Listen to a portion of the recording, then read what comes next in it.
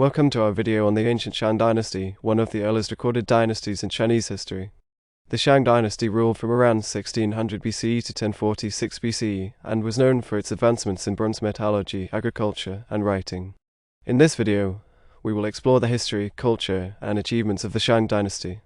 The Shang dynasty was located in the Yellow River Valley in what is now modern-day Henan and Shaanxi provinces. The dynasty was ruled by a series of kings who were believed to have been chosen by the gods. The Shang people were skilled farmers who cultivated crops such as millet, wheat, and rice. They also raised livestock such as pigs, sheep, and cattle. One of the most significant achievements of the Shang dynasty was their mastery of bronze metallurgy. They created intricate bronze vessels, weapons, and tools, which were used for both practical and ceremonial purposes. The Shang people also developed a system of writing, which was used to record important events such as battles, sacrifices, and offerings to the gods. The Shang dynasty was also known for its elaborate religious practices. The Shang people believed in a pantheon of gods and spirits who controlled the forces of nature and human destiny. They performed elaborate rituals and sacrifices to appease these gods and to seek their favor. In the next segment of this video, we will explore the political and social structure of the Shang dynasty and the role of the king in Shang society.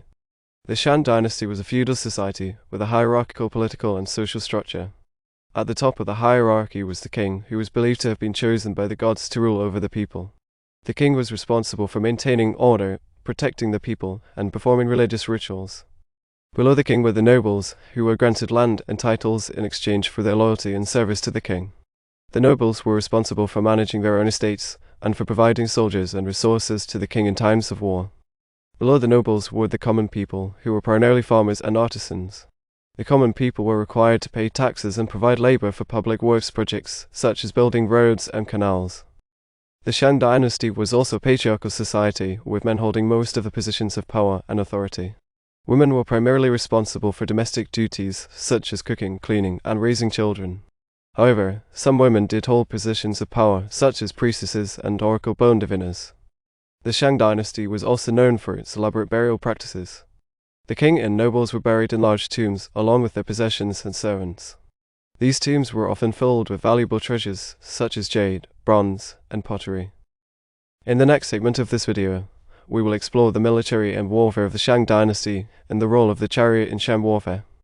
The Shang dynasty was a militaristic society with a strong emphasis on warfare and conquest.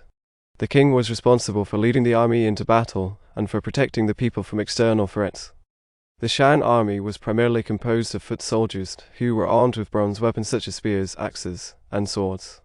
The army also included archers who were skilled in using the bow and arrow. One of the most significant innovations of the Shang dynasty was the chariot.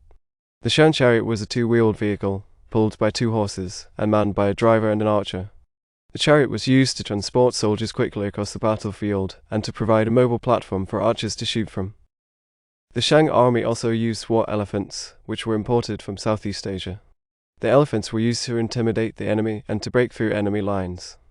The Shang dynasty was involved in numerous wars and battles, both against neighboring tribes and against rebellious vassals. The most famous battle of the Shang dynasty was the Battle of Muyi, which took place in 1046 BCE. The Shang army was defeated by the Zhou dynasty, which led to the downfall of the Shang dynasty and the rise of the Zhou dynasty. In the next segment of this video, we will explore the art and culture of the Shang dynasty, including the bronze vessels and oracle bone inscriptions. The Shang dynasty was known for its rich artistic and cultural traditions. One of the most significant artistic achievements of the Shang dynasty was their mastery of bronze metallurgy. The Shang people created intricate bronze vessels, which were used for both practical and ceremonial purposes. These vessels were often decorated with intricate designs and motifs, such as dragons, birds, and masks. The Shang people also created beautiful jade objects, which were highly prized for their beauty and symbolic value. Jade was believed to have protective and healing properties, and was often used in burial rituals.